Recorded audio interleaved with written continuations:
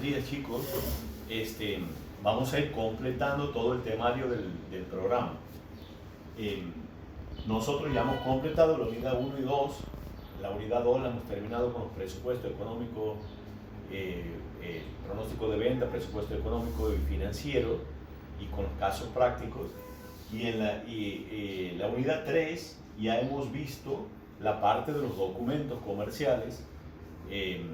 Bueno, orden de compra, nota de venta, remito, factura en las distintas versiones, nota de débito, nota de crédito, recibo, y nos faltaba resumen de cuenta, cheque y pagaré.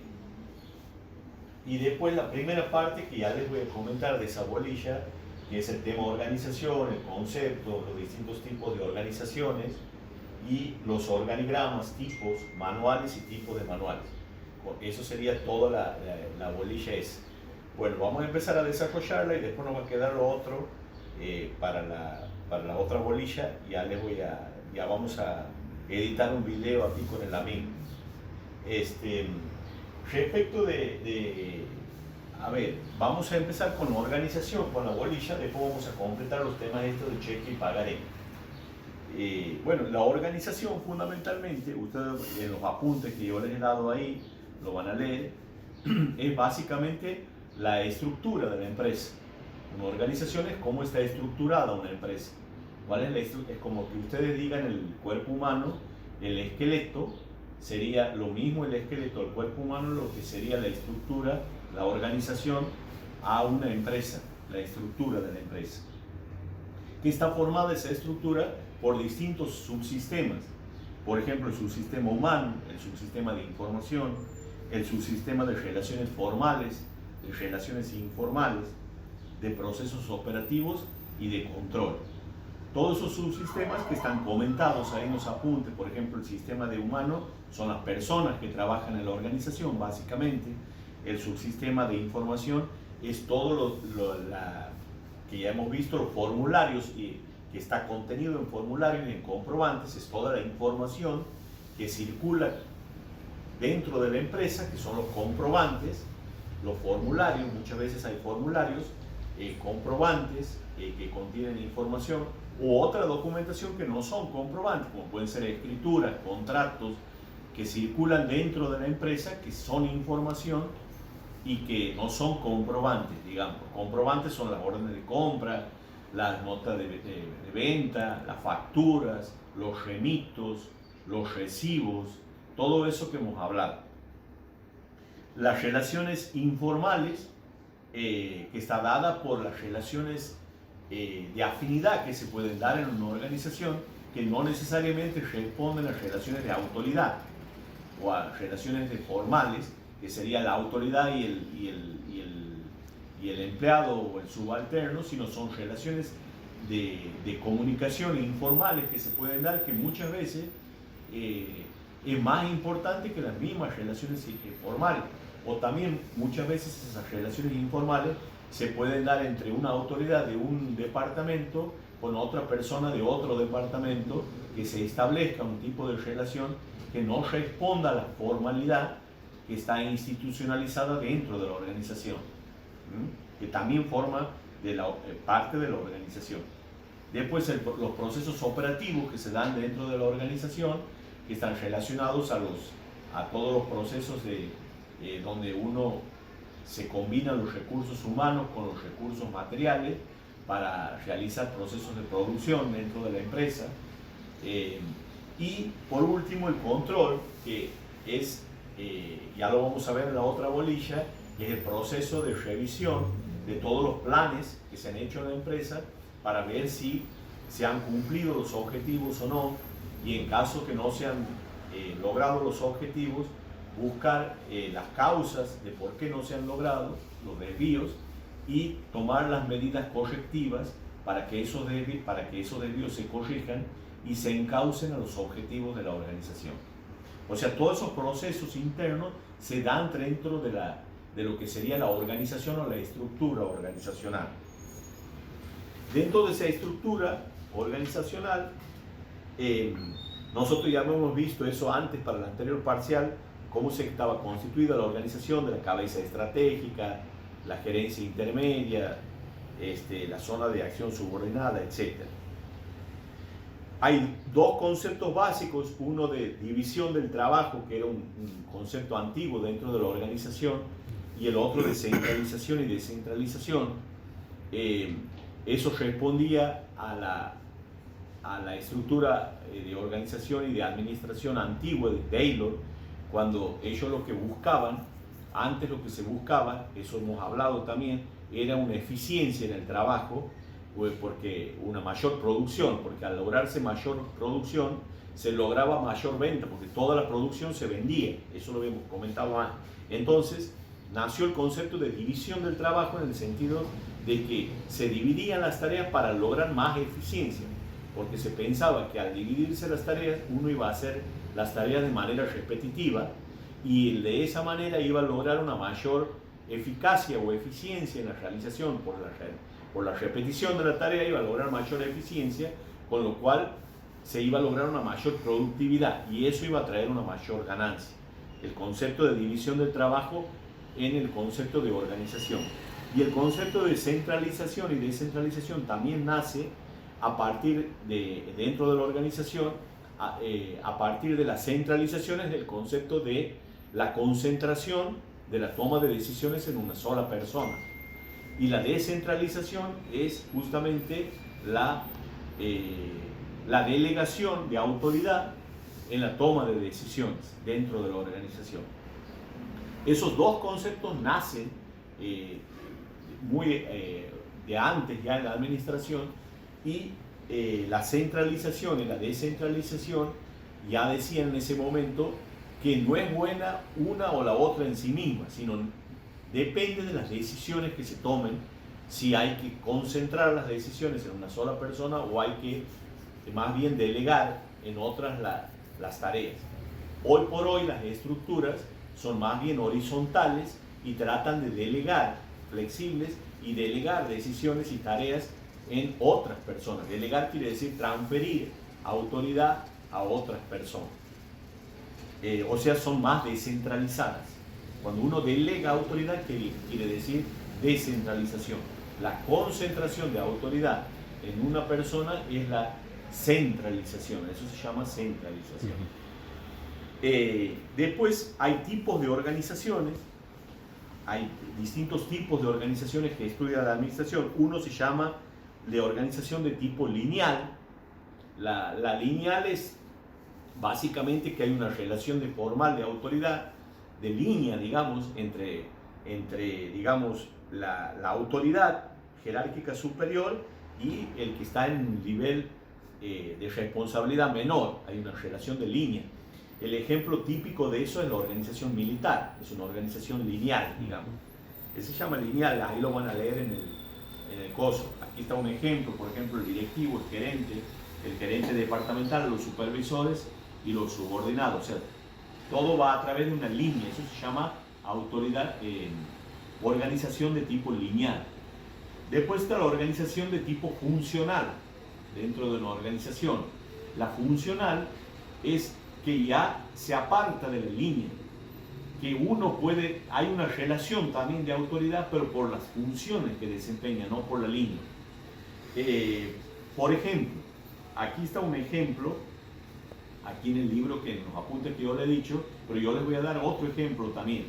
El del apunte marca ahí con línea punteada, por ejemplo, el gerente de personal, que si bien no depende de un jefe que depende de producción, un jefe depende de producción, de la gerencia de producción, pero ese jefe puede depender en algunos aspectos, funcionalmente, por las funciones que desempeña, del gerente de personal para determinadas cosas. Entonces, eso se llama funcional, porque funcionalmente depende para algunas actividades del gerente de personal, que es otra área de la empresa, ¿me entienden?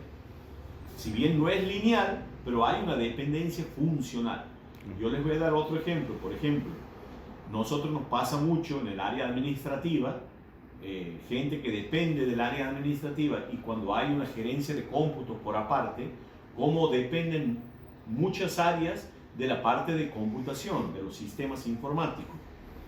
ahí se produce una cierta dependencia funcional, porque necesitamos del área informática, por las funciones que desempeña, de esa información en cierta medida pasamos funcionalmente a depender del área de informática, por las funciones que desempeña informática, pero no en la línea, no es que formalmente estamos dependiendo. Eso se llama organización de tipo por funciones, uno puede tener una dependencia.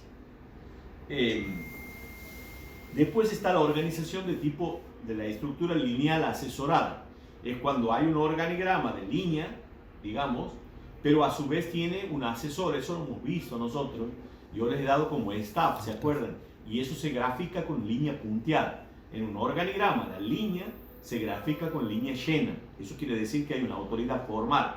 Cuando va de un cuadradito a otro cuadradito con línea llena, es porque uno depende del otro.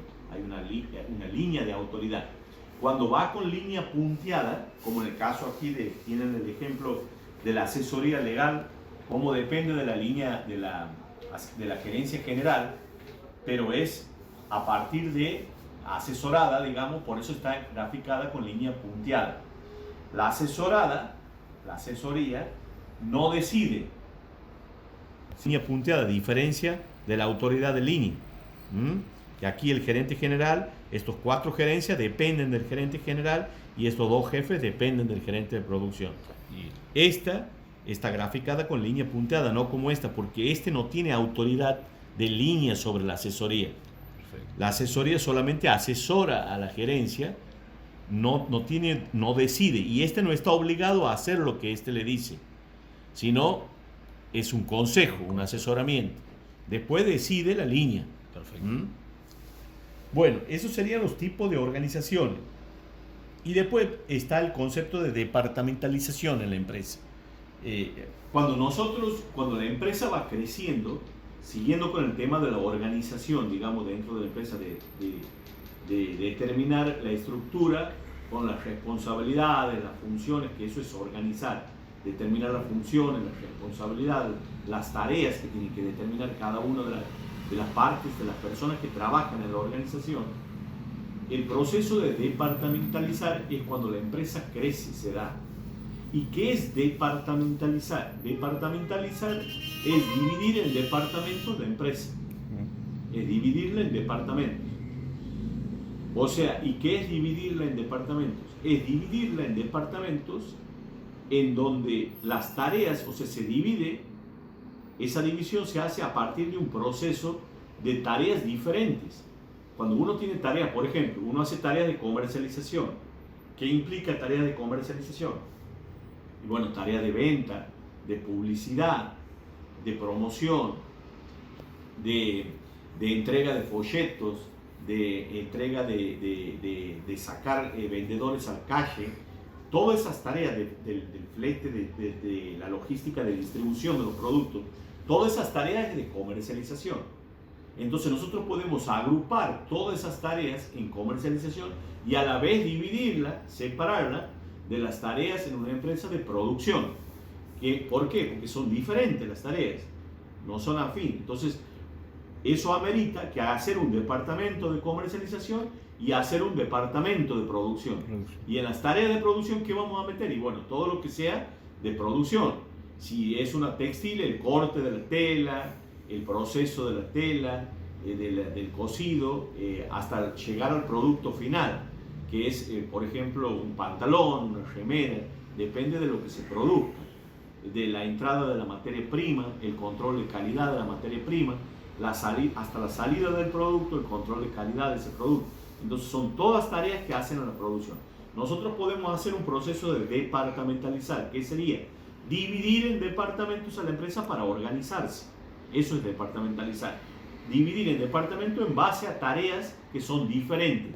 Pero dentro del departamento son tareas afines. Sí. ¿Me entienden? Eso es un nivel de la empresa. A su vez, yo puedo tomar todas las tareas afines en el área de comercialización y volverla a dividir cuando eso amerita la cantidad de trabajo. Y ahí la voy a dividir en publicidad, en ventas, en otra área de comercialización y vuelvo a dividir, a departamentalizar dentro del departamento comercial. ¿entienden? Y así voy dividiendo para organizarme en departamentos de acuerdo a los distintos niveles hasta llegar a tener una organización efectiva o eficiente. Eso es departamentalización. O sea, es el proceso, en una palabra, de dividir y de agrupar. Dividir tareas diferentes y agrupar tareas similares.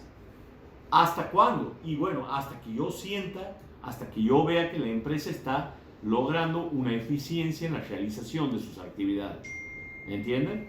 Eso es. Por ejemplo, hay distintos tipos de departamentalización. Aquí tenemos departamentalización por regiones.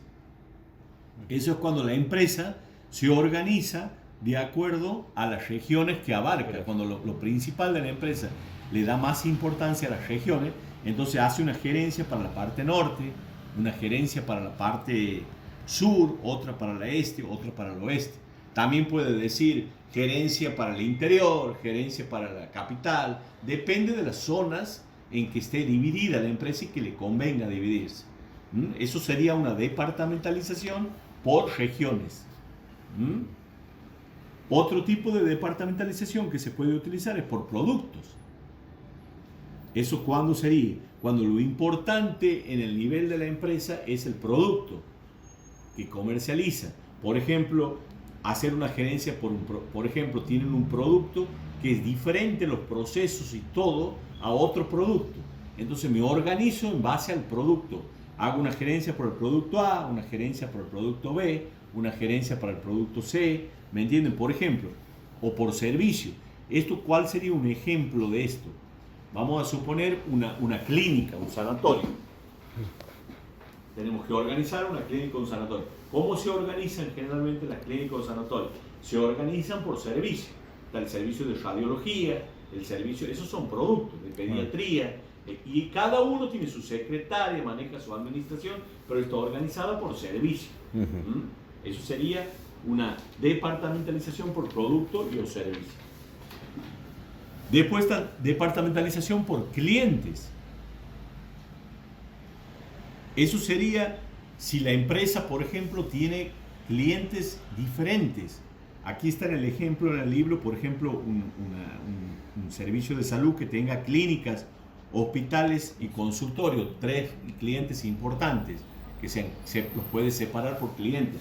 O por ejemplo, vamos a un mayorista que tenga que tenga clientes mayoristas y minoristas, y se puede organizar como mayoristas y minoristas. Entonces ahí departamentalizo por clientes, eso sería otro ejemplo. La departamentalización por procesos, eso es lo que hemos estado hablando hace un rato. Cuando la empresa tiene procesos productivos, puede organizarse la parte de producción más bien en procesos productivos. Entonces hacer un departamento, por ejemplo, autopartes, por ejemplo, si en la industria automotriz, otro departamento de ensamble, otro departamento de pintura y otro de montaje hasta que tenga el producto final. Exactamente. Y la más común es la departamentalización por funciones, que es la que tienen la mayoría de las empresas, que dividen en gerencia de comercialización, que es lo que estábamos hablando, que se dedican a toda la parte de la venta, la de producción, la de administración, que es la parte administrativa, contable, impositiva, la liquidación de sueldo, y la gerencia de personal, que es todo lo referente a las contrataciones de personal nuevo, al control del personal, de la asistencia, de todo lo que sea, de la liquidación de sueldo, de todas las altas, bajas, por ejemplo, si hay nacimientos, todo lo que sea la liquidación del personal, ¿me entienden? Ahora bien, todos estos tipos de departamentización que vemos son tipos de departamentización que uno en un organigrama los puede ir haciendo distintos tipos dentro del mismo organigrama, pero no es la misma línea. Supongamos, yo puedo empezar una organización departamentalizando por funciones, que es esto, por ejemplo, comercialización, producción, administración y personal. A su vez, el área de producción la puedo departamentalizar por procesos. Aquí voy a hacer un proceso, no voy a departamentalizar por procesos el área de comercialización, pero sí el área de producción. Puedo usar el sistema en otro nivel, hacer una departamentalización por proceso. ¿Me entienden? En la de comercialización puedo hacer una departamentación por clientes, por distintos tipos de clientes, y así usar de acuerdo a mi conveniencia hasta organizarla la empresa. Estos son puntos básicos que sería para la organización. Otro de las herramientas administrativas para organizarse son los manuales de funciones y los organigramas. Los manuales y los organigramas. Todo eso forma parte de los manuales de organización, se llama, para organizar una empresa. Los organigramas y los manuales. Los organigramas, ¿qué es un organigrama? Un organigrama es la representación gráfica de la estructura de la empresa o de la organización de la empresa. Por ejemplo, estos son organigramas. Estos son organigramas. Representa la estructura de la empresa. En cada cuadradito está representado un departamento.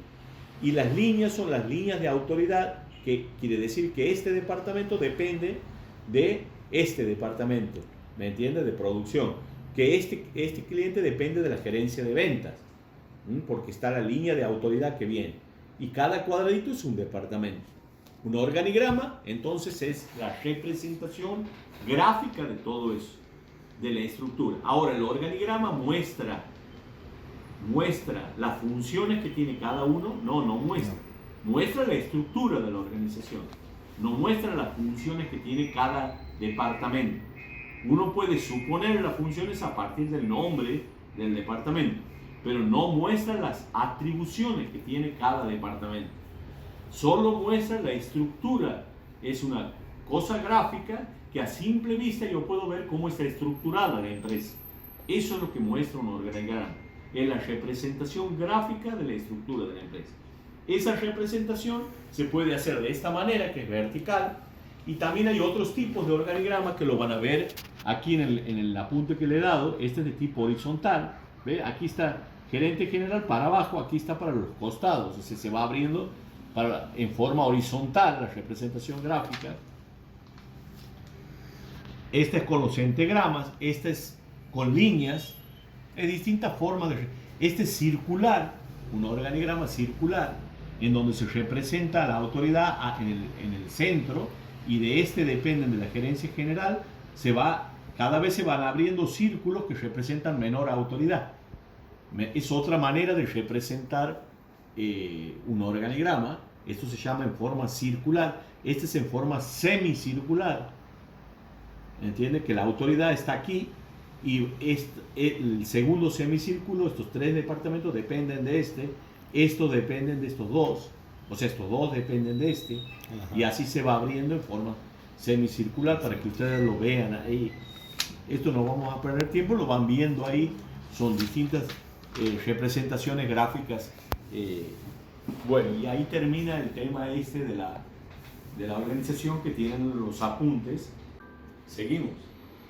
Bueno, nosotros tenemos ahí en esa bolilla todos los formularios y comprobantes de la empresa. Hemos dicho los distintos formularios y comprobantes que hemos visto todo en la clase. Nos ha faltado ver ahí, creo que la parte de cheque, de pagaré y de resumen de cuenta, esos tres comprobantes. Pero le voy a hacer una breve revisión de todo. Aquí me pide el amigo, le vamos a hacer una breve revisión. Bueno, en realidad el formulario, ahí dice diferencias entre el formulario y el comprobante. La diferencia es que un formulario es digamos, un formulario que uno diseña en una empresa para que sirva para que uno lo complete y lleve información adentro de la empresa. Cuando uno le pone información, ya pasa a ser un comprobante. Cuando es algo preimpreso, se llama formulario. Cuando le pone información a ese formulario, lo llena, ya pasa a ser un comprobante porque contiene información. Los comprobantes adoptan, vamos a decir, distintas maneras. Hay comprobantes que hay 4 tipos de comprobantes que circulan en la empresa. Están los instrumentos públicos, los instrumentos privados, los papeles de trabajo y los documentos comerciales, propiamente dicho, que es lo que más se utiliza. Los instrumentos públicos son, como ustedes saben, son los que se utilizan, por ejemplo, que usan mucho los escribanos, las escrituras públicas, cuando se hace transacciones por instrumentos públicos. Por ejemplo, una venta de un inmueble se hace, eso ya les he explicado, se hace por instrumento público, porque participa un escribano que hace una escritura pública en donde él da fe pública de que una persona le ha vendido a otra persona un inmueble, sitio en tal lado, y esa escritura pública después es registrada en un registro, que es el registro de la propiedad inmueble, en una ficha que tiene esa propiedad que se ha vendido. Eso es por escritura pública. A eso se le llama instrumento público cuando se hace por escritura pública. Ahora, hay contratos, como también una escritura es un contrato de venta de un inmueble, también hay contratos que, por ejemplo, se realizan pero por instrumento privado, que no necesitan publicidad o registrarse en un registro público. Se hacen por instrumento privado. Sí pueden participar un escribano certificando la firma de las partes, pero es por instrumento privado. Ejemplo de eso, por ejemplo, un contrato de alquiler. Se alquila una propiedad, se va a un escribano, se certifica la firma y se hace un contrato de alquiler. ¿Qué es un contrato de alquiler? Es un acuerdo en donde hay dos partes, un locador y un locatario. El locador es el propietario de la propiedad que le alquila al otro la propiedad. Se obliga el locador a darle una propiedad en alquiler y el otro se obliga a pagarle un precio, en términos generales, hay más obligaciones, pero se obliga a pagarle un precio por esa propiedad. Eso es por instrumento privado. Esos son instrumentos privados. O por ejemplo puede ser un contrato de servicio por instrumento privado, que alguien se obliga a realizar un determinado servicio, una locación de servicio. Todo eso son contratos privados. Eso se hace una certificación en el escribano de las firmas de las partes que intervienen en ese contrato. Eso también hay en la empresa. Hay instrumentos públicos, circulan instrumentos privados, todo eso circula en la empresa también. Refleja ese tipo de cosas. Después están los papeles de trabajo. Hemos dicho cuatro elementos. Claro, comprobantes, vamos a decir. Uno son los instrumentos públicos, los instrumentos privados que circulan por la empresa, los papeles de trabajo, que es lo que le voy a más o menos refrescar ahora. Y los documentos comerciales. Y los documentos comerciales, perfecto, muy bien. Los papeles de trabajo son, generalmente se utiliza en un trabajo que realiza el contador que se llama la auditoría.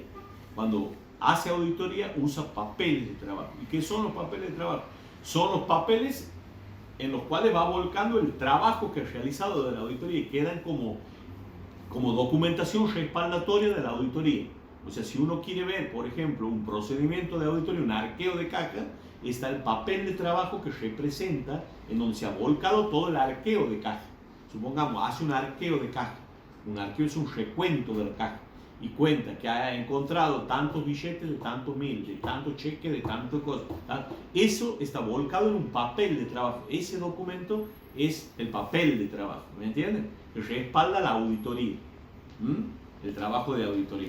Un ejemplo es un libro de cuenta, digamos, donde se va sentando todo lo que se va gastando, lo que va ingresando, ¿o cómo sería? Claro, no, esos son libros contables, esos no son papeles de trabajo. Ahí está. Esos son libros de contabilidad que no son comprobantes, son libros de contabilidad, esos son medios de prueba para el juicio que no está dentro de este tema, ¿entiendes? Son libros de contabilidad. Los libros de contabilidad los haces, ahí se llena con asientos contables, ¿entiendes? Los asientos contables sí surgen de los comprobantes. ¿Entiendes? De una factura vos haces un asiento contable, de un recibo haces un asiento contable, ¿entiendes? De toda la factura vas a hacer el asiento del mes. ¿Ah? Perfecto. Estos son documentación respaldatoria de eso. Yo les estoy comentando lo que circula, los comprobantes, no los libros. Eso también hay en la empresa, los libros, pero no son los comprobantes que estamos hablando ahora, los papeles de trabajo. De eso. Eso sí, esto respalda eso, ¿me entiendes? Respalda eso. ¿Para qué sirven los libros? Ya que me has comentado, los libros sirven, yo les decía, por ejemplo, para medio de prueba en el juicio. También la factura sirve para medio de prueba. Supongamos, yo te vendo mercadería, un comerciante vende a otro mercadería. Ese comerciante que vende mercadería, ¿qué le ha hecho? Le ha hecho un remito de la mercadería que le ha enviado y después le ha hecho una factura, ¿que no? Eso hemos visto en los comprobantes. Le ha hecho un remito por la mercadería que le ha entregado. Y después le hace la factura para cobrarle, en donde le factura todo lo que la mercadería que le ha remitido con el precio y el total, que no. De hecho, supongamos que el otro no le paga el cliente. Llega el momento, le mande a cobrar, no le paga la factura. ¿Qué va a pasar ahí? El comerciante le va a hacer un juicio por la factura. Va a tener que presentarse en tribunales, hacer un juicio de que el otro no le ha pagado. O sea, le va a tener que hacer un juicio de ejecución. ¿Con qué le va? ¿Qué medio va a utilizar de prueba? ¿Cómo yo pruebo que él me debe a mí? Y bueno, voy a aportar el remito como prueba que le he entregado la mercadería. Voy a aportar la factura. ¿Me entiendes? O sea, va a ser... Y puedo aportar los libros contables donde está registrada esa factura y ese remito, los libros de la empresa. ¿Me entiendes? Que me registraron el contador la venta que he hecho. Entonces, eso va a ser un medio de prueba que va a tener el juez para decir, che, te ha entregado la mercadería, aquí está la prueba, te ha entregado la factura y vos no hay ningún recibo que vos le has pagado o vos presentamos un recibo que has pagado. Entonces, eso va a ser para inclinar, ahí va a servir como un medio de prueba para darle la razón al comerciante que ha vendido y no ha cobrado, ¿me entiendes? Sí. Bueno, y después están los documentos comerciales, que es lo que estamos hablando, son comprobantes de operaciones o transacciones comerciales, ¿me entiendes? Son transacciones, la factura refleja una venta, si yo le compro a mi proveedor refleja una compra, el remito representa que he entregado las mercaderías, ¿me entiendes? Esos son comprobantes comerciales, reflejan transacciones comerciales, operaciones comerciales. Nada más que uno no puede andar en las operaciones, en cada operación, andar por detrás con un... Entonces, ¿qué queda? Tiene que haber un comprobante que asociado a esa operación. Y eso es lo que queda. El comprobante refleja la operación que se ha hecho, la operación o la transacción que se ha hecho, ¿me entiendes? Y después se reflejan los comprobantes en la empresa. Esos comprobantes, como dice aquí, ¿de qué sirven? Respaldan hechos económicos, constituyen un medio de prueba escrito de una relación comercial en caso de controversia, lo que yo te he dicho recién, en caso de juicio, controversia, representan un medio de prueba, permiten individualizar qué operación respalda. Si vos pones una factura de compra, es una compra, si pones una factura de venta, es una venta. Si pones un recibo, es un cobro, una cobranza. Si pones un recibo de un tercero, es porque le has pagado, ¿me entiendes? O sea, te permite individualizar y da nacimiento a un proceso contable. O sea, con eso se da nacimiento al proceso contable de la contabilidad. ¿Yo con qué empiezo a nutrirme la contabilidad? Con los comprobantes. ¿Me entiendes? De ahí surge la contabilidad de los comprobantes que respaldan operaciones. Bueno, después están los comprobantes comerciales. Y yo les he hecho ya las explicaciones, le hago una breve reseña. Orden de compra, yo les decía que ahí van a ver los requisitos, eso veanlo bien, ya lo hemos visto en clase. Cuando alguien, el comprador pide al proveedor una determinada cantidad y calidad de productos a través de la orden de compra, yo les decía que no se contabiliza la orden de compra internamente. Ustedes saben por qué, porque no hay no hay una transacción todavía, es un mero pedido de parte de una parte a la otra de una determinada cantidad y calidad de mercadería que se materializa a través de la orden de compra. Después está la nota de venta, que es la respuesta del vendedor de si tiene o no esa cantidad, esa calidad, ahí le responde. Tampoco es contabilizable, ¿me entiendes? Tiene la misma cosa. Después está la factura, que es lo que representa es la propiedad de la cosa. Yo con eso acredito la propiedad de algo. La factura es cuando yo realizo la transacción, le entrego al cliente por la venta que le hago de un producto, la factura o ticket, con todos los requisitos, véanlo ahí, a los requisitos que tiene. Ahí ya le voy a poner un precio a la mercadería, un precio unitario y un precio total en la factura, una fecha y un precio. Con todos los requisitos que tiene la factura, me acredita la propiedad, la entrega el vendedor, la entrega al comprador, la factura, generalmente se hace por triplicado, la entrega el original al comprador y lo otro se hace quedar el vendedor. El ticket sigue la misma suerte, Generalmente la factura se hace en base a ¿qué? A los remitos. Los remitos representan la entrega de la mercadería, es sin valor y es el comprobante que representa la entrega de la mercadería, que se remite mercadería. Por eso tiene que firmar el receptor como conforme, dar conformidad a esa entrega. Una vez que se hace el remito, con el remito sirve de base para hacer la factura. Todo eso hemos comentado en clase. ¿Me entienden? Perfecto. Después les he dicho de la nota de crédito y la nota de débito, que son comprobantes que operaban a favor o en contra y operan cancelando o haciendo cargo sobre la factura. Supongamos, yo he remitido productos, una empresa remite productos a otra empresa. Entonces después que viene la factura, le tengo que hacer la factura de todo lo que le he mandado de mercadería. Una vez que le hago la factura, está hecha la factura. Ahora yo, por ejemplo, le quiero hacer un descuento por pronto pago a ese cliente. Entonces le emito una nota de crédito por el descuento. O sea, como que me baja la factura. ¿Entiendes? Que me baja la factura. Yo no voy a hacer otra factura corregida. No, la factura la dejo y le hago una nota de crédito por el descuento. O sea, eso opera a favor del cliente, la nota de crédito. Por ejemplo, yo le hago la factura y le quiero cargar porque le tengo que cargar un gasto porque le he mandado por flete, he tenido que pagar un flete. Entonces le voy a hacer una nota de débito al cliente, ¿entiende? Por el flete que le cargo. Como ya le he hecho la factura, no le puedo cargar en la factura. Le hago una nota de débito cargándole ese costo adicional que representa el flete u otro gasto. Es como una plata a favor que va a tener, digamos.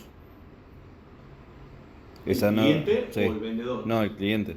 ¿En la nota de débito? Sí. No, en contra. En contra. Claro, si yo te estoy cargando con flete. Si yo te hago la factura, la factura sale 10.000 pesos, vamos a suponer. Entonces te cargo 500 pesos de flete. Vos me debes 10.500, la factura más el flete. Ahí te hago una nota de débito, ¿entiendes? Porque te estoy cargando el flete. Perfecto. Caso sería con la nota de crédito, ¿qué sería? Si yo te hago un descuento de los 10.000, vos me vas a pagar de contado. Entonces te digo, yo te voy a hacer un 10% de descuento. Como yo no puedo modificar la factura ya te la he hecho por 10.000, te hago una nota de crédito de 1.000 pesos, porque me echó el 10% de descuento. Entonces la nota de crédito disminuye la factura. Entonces vos no me tienes que pagar 10.000, me tienes que pagar 10.000 menos la nota de crédito que te he emitido. Entonces me pagas 9.000, ¿entiendes? Perfecto. Esa es la nota de crédito. Eso. Bueno, hasta que lleguemos al recibo. El recibo, ¿qué es? El recibo es como el nombre lo indica, es que yo he recibido dinero u otros efectos representativos de dinero, puede ser cheques de otra persona. El recibo, cuando yo recibo, cobro dinero. Entonces mata factura. Estoy cobrando el recibo de una factura que yo ya he hecho, ¿me entiendes? Sí. También está el recibo de pago, cuando yo le pago, mata factura de proveedores. Yo puedo tener facturas de compra o facturas de venta en la empresa. La factura de compra, si a mí me emite el proveedor un recibo, quiere decir que estoy pagándole al proveedor. Entonces estoy matando facturas que he comprado, ¿me entienden? Con los recibos acredito el pago. Que le puedo hacer un recibo de efectivo o puede ser un recibo de cheques o de las dos cosas. Bien. Un recibo me ha pagado tanto en efectivo y tanto en cheques. Y se detalla el cheque y todo lo demás. Bueno. Eso también había mucho justicia. Bueno, después hay dos documentos. El resumen de cuenta, en realidad el resumen de cuenta no es un documento registrable. El resumen de cuenta, como su nombre lo indica, es una cuenta corriente que tiene una empresa con un cliente, en donde tiene los cargos por los débitos y los créditos. Es un débito y crédito y el saldo que tiene de la cuenta. Eso es un resumen de cuenta. Cuando ustedes van y le dicen, a ver, dame mi resumen de cuenta, entonces, ¿por qué le carga al cliente? ¿Por qué le va a cargar? Le va a cargar ¿qué le voy a cargar yo a mi cliente? En el resumen de cuenta. Por las facturas que le he emitido. Claro. ¿Entienden? Y le voy a cargar y le voy a descargar, ¿por qué? ¿Cómo le voy a descargar esa cuenta? Con los recibos de pago. Claro. Que él me ha pagado. Entonces los débitos van a ser la factura y los créditos van a ser los pagos que él me ha hecho. El saldo va a representar lo que él me debe, el saldo positivo, ¿me entiendes? Bien. Perfecto. O sea, el saldo va a representar todas las facturas que él no me ha pagado, que no ha matado todavía, o parte de esa factura que no ha pagado, porque me puede pagar con un recibo parte de una factura, ¿entiendes? Y queda un saldo. Entonces el resumen de cuenta es el comprobante que refleja justamente eso. Ustedes no registran en la contabilidad el resumen de cuenta, lo que registran es la factura y los recibos, no registran el resumen. El resumen es un resumen de la cuenta, pero él se considera como otro comprobante, ¿entiendes? Perfecto. Comercial. Bueno, y después está el cheque y el pagaré. El cheque en realidad no son comprobantes comerciales, son medios de pago o instrumento de pago. El cheque es una orden de pago, pura y simple, es una orden de pago, es un talón donde yo ordeno, ¿a quién le ordeno que pague? Al banco. Librada contra un banco, en el cual el librador, o sea, el que emite el cheque, tiene que tener fondos depositados en el banco. ¿Para qué? Para que el banco pague, si no, ¿de dónde va a pagar? ¿Me entiendes? Si no tengo fondos yo depositados, claro, no puedo pagar, no puede pagar el banco.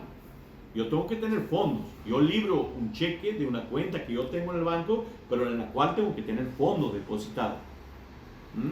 Para que el banco pueda pagar. Cuando se presente el beneficiario del cheque, le pueda pagar el cheque. O cuando el beneficiario, si bien no se presenta, sino deposita en una cuenta, en otra cuenta suya. Puede depositar el cheque en una cuenta suya, pero me van a sacar de mi cuenta, ¿entiendes? Del librador del cheque. Los fondos van a salir del librador del cheque. Claro. O sea, tiene que tener indefectiblemente fondos depositados. Yo también les hacía la aclaración que puede no tener fondos. ¿Cuándo? Cuando tiene autorización para girar en descubierto. Si el banco, yo tengo autorización en mi cuenta para girar en descubierto, el banco lo mismo puede pagar el cheque sin que yo tenga fondos, porque yo tengo autorizado. Entonces yo paso a deberle al banco, ¿entienden? Por el descubierto ese que gira. Me cobrará intereses y todo lo demás, ¿me entiendes? Siempre va a girar hasta el monto del descubierto que me ha autorizado el banco. Los cheques, ya hay cheques de pago diferido. ¿Qué quiere decir? Que yo libro el cheque hoy, por ejemplo, lo libro, esa es la fecha de emisión. La fecha de emisión es 1 de noviembre del 2022. Y lo libro para el 20 de noviembre, esa es la fecha de pago. Claro. Por eso se llama cheque de pago diferido. Entonces, yo te entrego a vos el cheque en pago de algo, cancelo una factura. Ese cheque, vos solamente lo puedes cobrar a partir del 20 de noviembre, porque yo lo he librado diferido a esa fecha. Entonces, en esa fecha vos te puedes presentar al banco o depositar en la cuenta y ahí me van a sacar la plata, no antes. Si vos te presentas antes al banco, si te presentas el 18 de noviembre, no a partir del 20 de noviembre, el banco te va a rechazar ese cheque, porque no está mal. Vos te tienes que presentar porque es cheque con fecha diferida. Y la de fecha diferida es el 20 de noviembre. A partir de ahí. Y tienes 30 días para presentarte. O sea, tienes hasta el 20 de diciembre para presentar. Si te presentas el 25 de diciembre, el cheque está vencido. Tienes que volverle al cliente, al que te ha pagado, que te haga un nuevo cheque. ¿Me entiendes? Porque ya está vencido. O sea, tiene 30 días para el interior y 60 días para el exterior, si se ha sido librado en el exterior. Eso se llama cheque con pago de pago diferido. Y el pagaré es parecido al cheque de pago diferido, porque yo estoy difiriendo un pago. Se utiliza cuando yo contraigo una deuda con alguien, cuando yo recibo dinero o le compro algo y no le pago, me hace firmar la otra persona, el que me ha vendido, me hace firmar un pagaré, que representa la promesa de pago entre el que firma el pagaré. Ese está obligándose a pagar una suma determinada de dinero en una fecha determinada que figura en el pagaré. Es una suma determinada en una fecha determinada. El que suscribe el pagaré, o sea, el que firma el pagaré, es el que se obliga a pagar esa suma determinada de dinero. En esa fecha determinada. Siempre es una fecha futura, obviamente. Yo hoy voy a firmar una obligación de pago, un pagaré, para, por ejemplo, marzo del 2023. ¿Me entienden? Entonces, ese pagaré lo va a tener, ¿quién lo va a tener el pagaré? El beneficiario, el que va a cobrar. Él Claro. lo tiene el pagaré firmado por el que se ha obligado. En caso que no cumpla esa promesa de pago, que ese Sirve. pagaré, él puede ejecutarlo en la justicia. Con el título ese del pagaré, es un título ejecutivo, vale para que él vaya y lo ejecute en la justicia. ¿Entienden? Sin explicar cuál ha sido la causa de la obligación. Porque tiene una causa la obligación. O sea, es porque, por ejemplo, yo te he vendido mercadería y vos me has firmado un pagaré, ¿me entiendes? Por la Claro. mercadería que te he vendido, etc. Bueno, ahí sería el tema de comprobante y ya terminaría. Así Sí. que ahí Ya estamos.